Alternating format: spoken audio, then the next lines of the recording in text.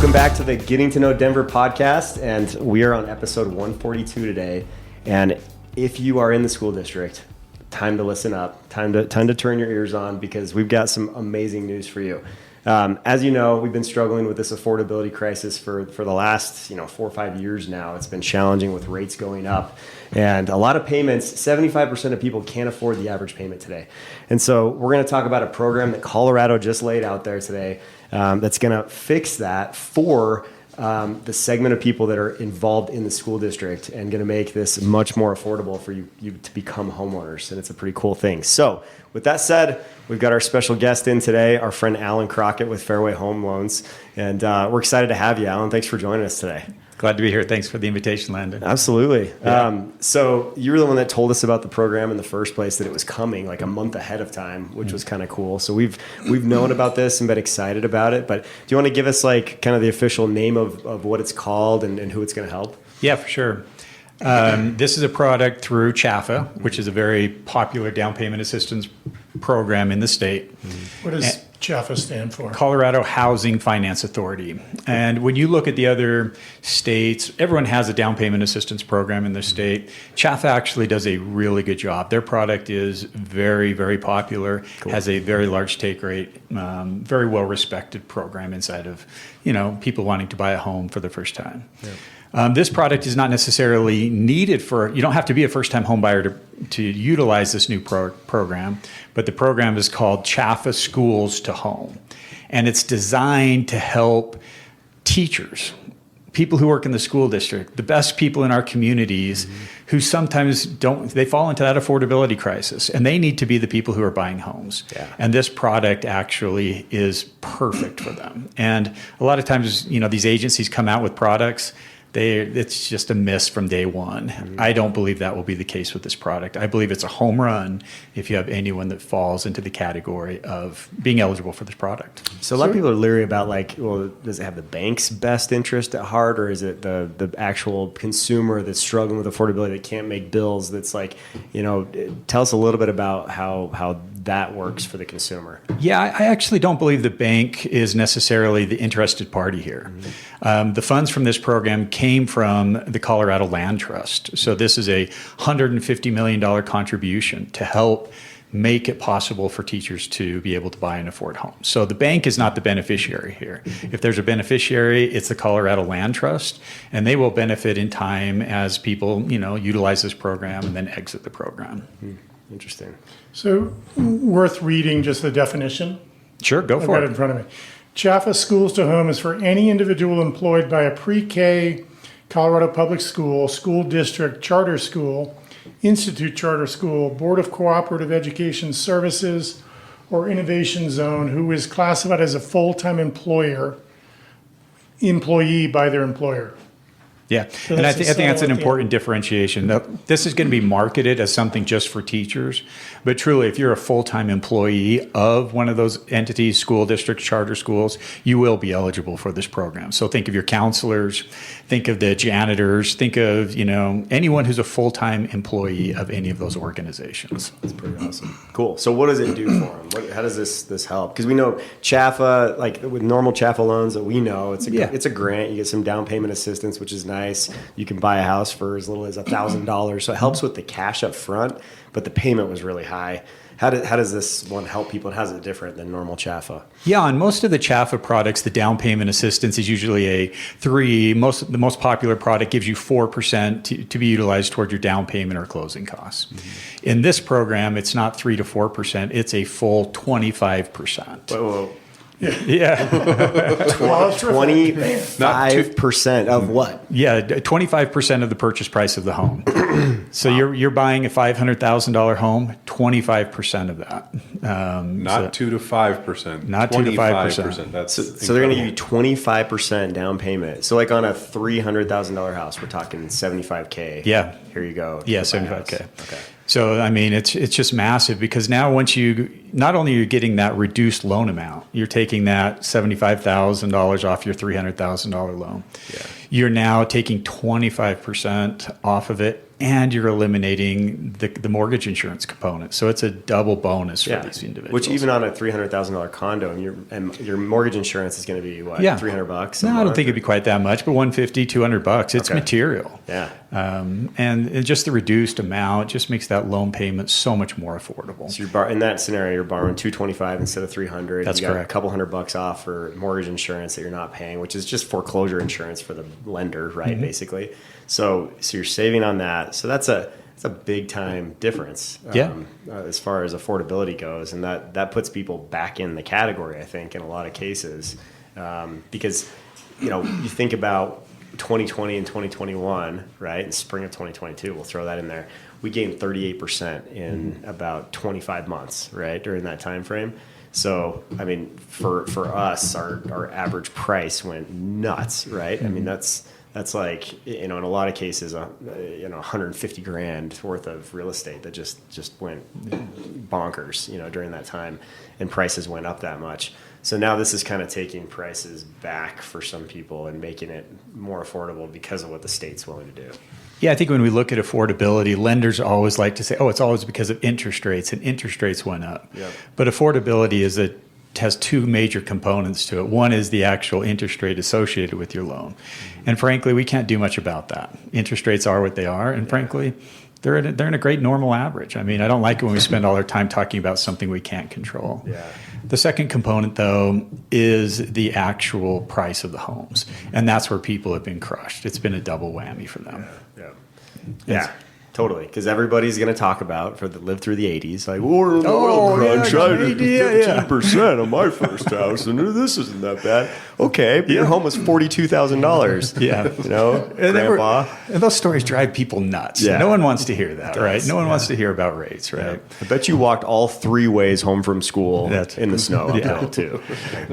A lot of people are sick of hearing about that because they feel it right now, right? It's like 6.6% on a $500,000 mortgage is a lot of freaking money every month, right? And so it's painful, and a lot of people are like, I want to live a lifestyle that just enjoy my life. I don't need to live a lavish lifestyle, but just to afford and not be drowning in bills right now.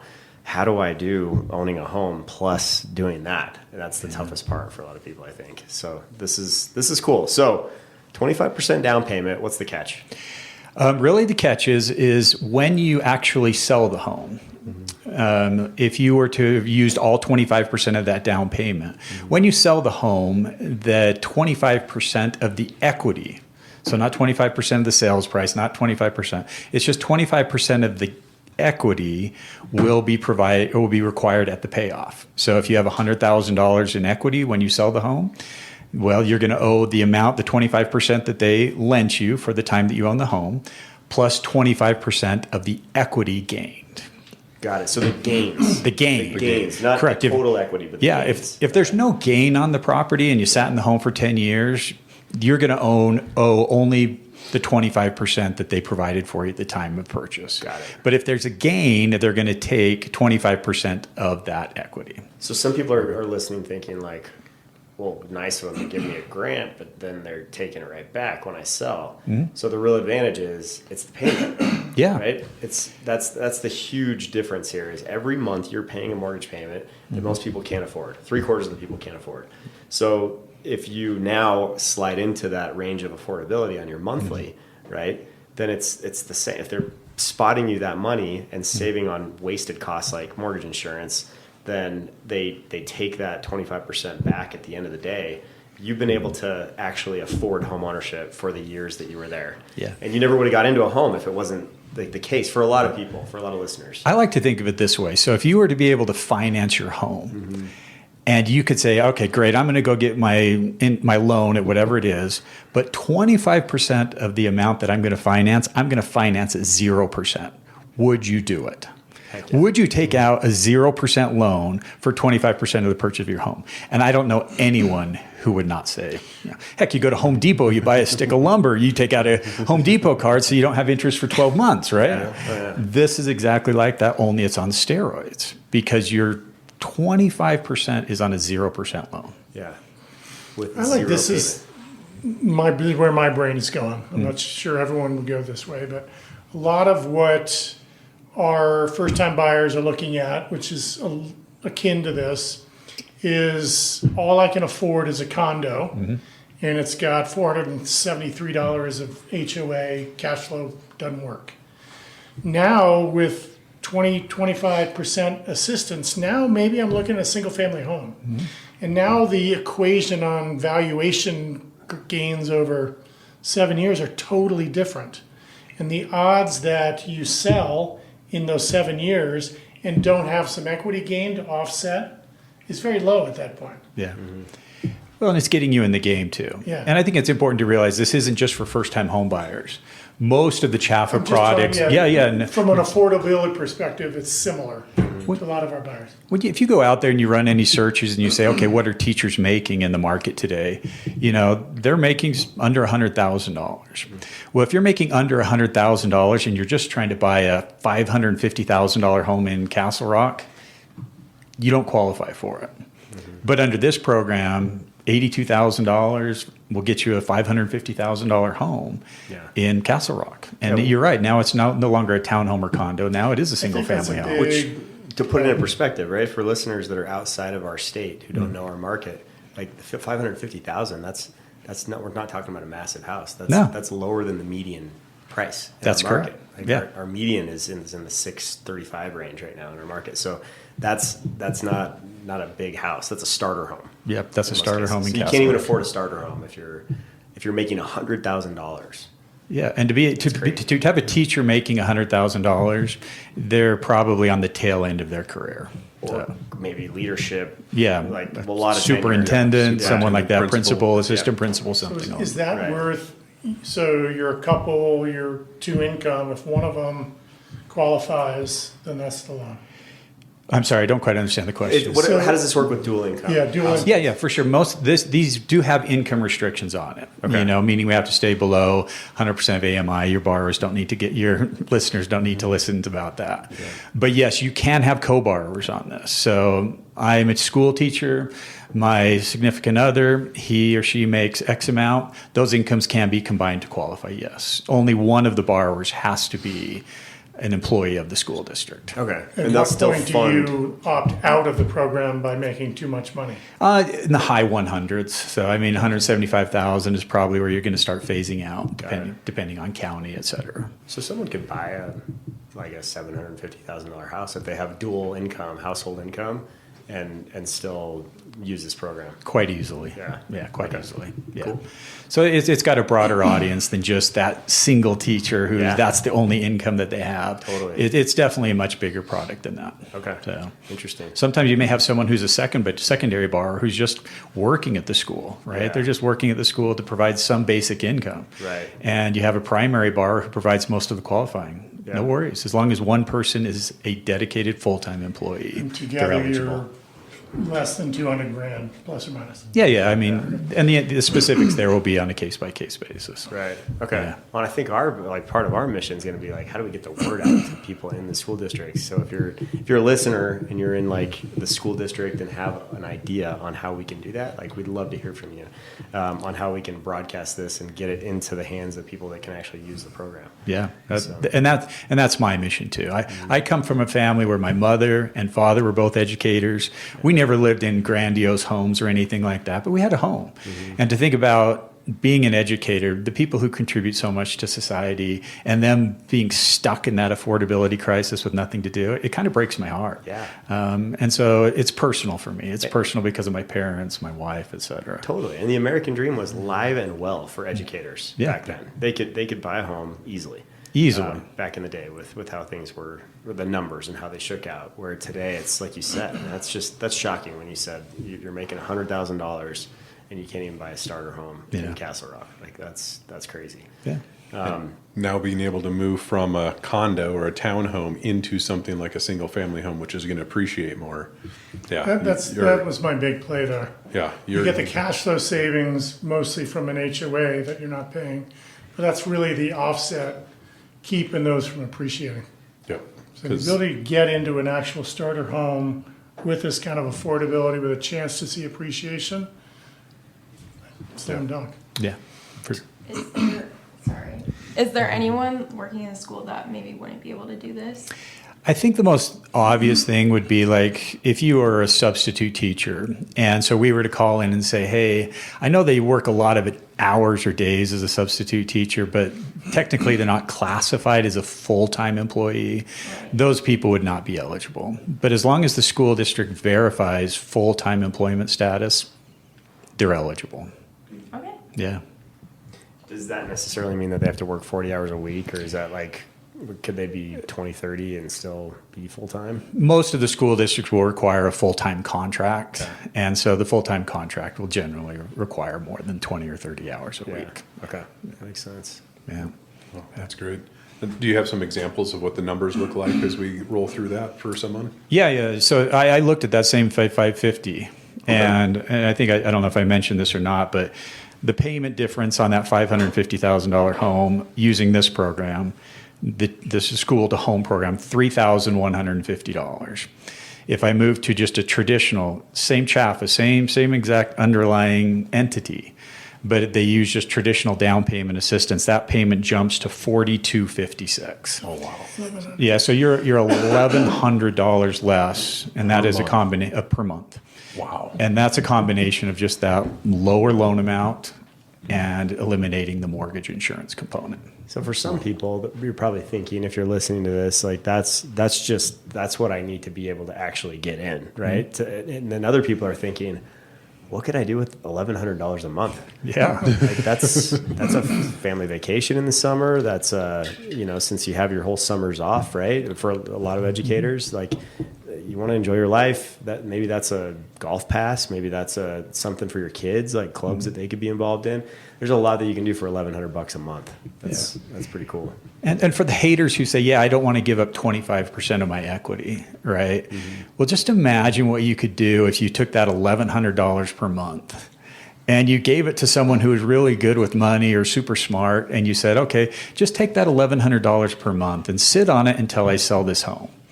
And tell me how much money I'm going to have when I actually sell the home. Yeah. Well, you could get more realistic. That's ballsy, right? Because maybe they can't afford that. No one's going to do that. But round up your payment to the nearest 500 every month. So that's a few $100, and see what that does to your payment. That cuts your 30 years down, 7 years. I'm making this up. Yeah. And then take $300 and put it with your investor. Yeah.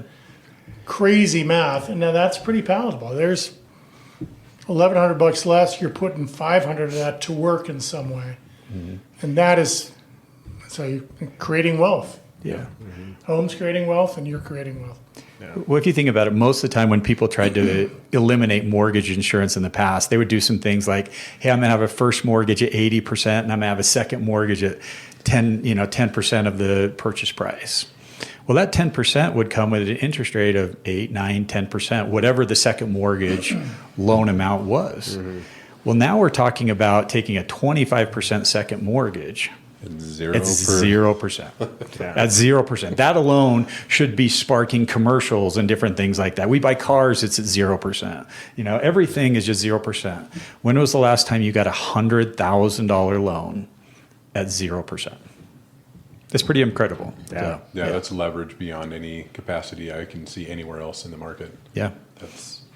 Well, I think I mentioned it, but just to fund this program required $150 million from that public land trust.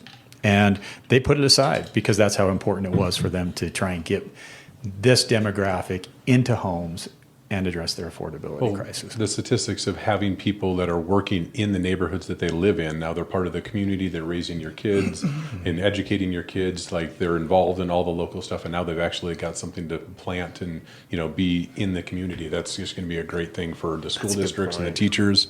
So I just love the idea and the concept of it. So I think it comes from a really great spot in the land trust to do that. So well, I'm sure we have some listeners who have been like they've wanted to own a home so bad that they bought a home in a very remote area, and then they travel in. So they could be getting rid of a commute, to live in the community where they work. I don't know about you guys, but when my kids see their teachers out in public, they are the happiest people in the world when they get recognized and that happens. So.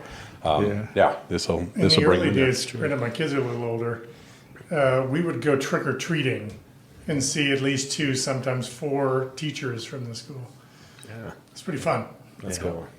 That's awesome. Yep. Well, and I'm pretty sure renting is still 100% interest. You're not. That's still the case, right? Yeah, I mean, I've heard that a few times on your podcast. So the alternative. Yeah, the alternative is to buy. Okay. Yeah. Right. Well said. Just making sure nothing's changed. No, nothing's changed. There are certain givens in life. I think that one will be here 10 years from now. So, Okay. All right. Well, I think a lot of people have been raising their hands saying, when is the real help going to get here? And I think at least for school district employees, full-time employees, it just got here. Like, that's a pretty cool program. So yeah, you wonder if there will be programs like this in the future for other entities. And I hope that they are, because like I said, sometimes these programs people have the best intentions when they create these programs. They really are trying to help, and I realize that. But sometimes they just fall flat.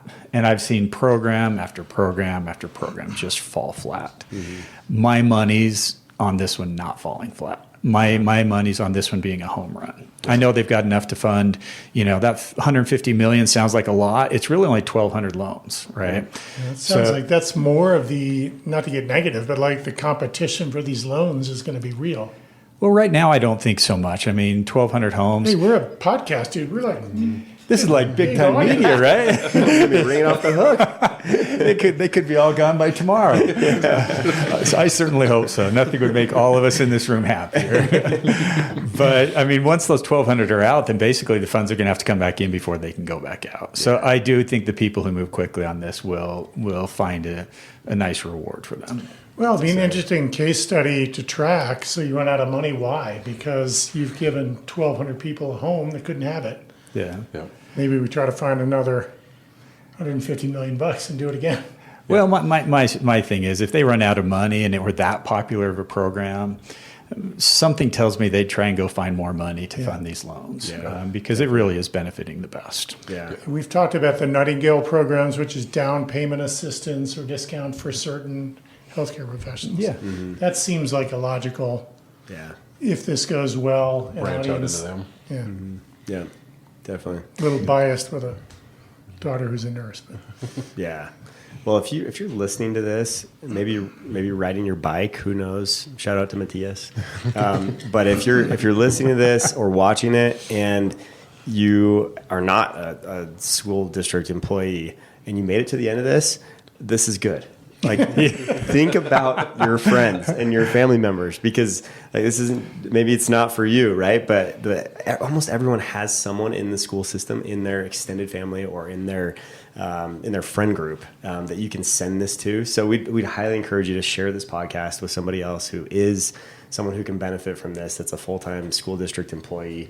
And like Alan said, it could be a counselor, janitor, principal, vice principal, school teacher, all across the board. And I mean, cooks in the cafeteria, right? If they're full-time, like they could be anything, right? That's related to the school district. A lot of administrative jobs within the school district too. So there's a lot of people that this applies to. We just gotta find them. So one of my favorite loans I've done all time was to two Filipino janitors who worked in Douglas County School District, and they cobbled together enough money to be able to buy a single family home in Highlands Ranch. Wow. And I loved the story because these are not they were just two simple janitors. And they worked for years to cobble together the money so they could buy a home, and they did it. And their American dream was a reality. Yeah. And I think about it now, how much easier that would have been for them. Yeah. It sort of saved them years, and they would have had, a couple extra years of appreciation on their property. It would have been a home run for the two of them. Right. Well, and some of our listeners, I mean, it is a steady grind, right? As a school teacher or school district employee to get a raise and get tenure, and then you move up. But it's not a huge bump, right? Of for most. And so this just is a huge bump, I think, and it advances the timeline so much faster rather than planning for years to try to get there. Yeah. So I love that. Well, I'm excited. I think CHFA does a good job. They do a good job. If you don't fit into this bucket, they actually do a wonderful job with their down payment assistance programs. I mean, they help thousands of borrowers every single year get into a home who couldn't get into a home without these type of programs. And so, do you have a sense? I'm sorry, I cut you off. No, you go ahead. Do you have a sense for their outreach marketing as compared to yours to get this word out to the? They actually have districts? a page dedicated, which you referenced earlier on, if you go to CHFA Home Loans and you type in schools to home, it'll come right up. But if I were to walk in my kid's elementary school on August 20th, might this be on the bulletin board? I don't think it would come directly from CHFA. I could be wrong. I don't want to speak for them, but I would expect that most of the advertising will come from lenders and real estate agents. So I think these are the individuals who are going to get the word doing it out right on now. this part. That's exactly right. All the YouTube followers, right? Yep, that's right. Let's go. Cool. Yeah. All right. We'll love it. Well, thanks so much for coming in and telling us about this. We're excited. If you're listening and this could benefit you or anyone that you know, please give us a call or shoot this episode off to somebody that could benefit from it. And we really appreciate you listening to our Getting to Know Denver podcast, and we hope to see you on the next episode.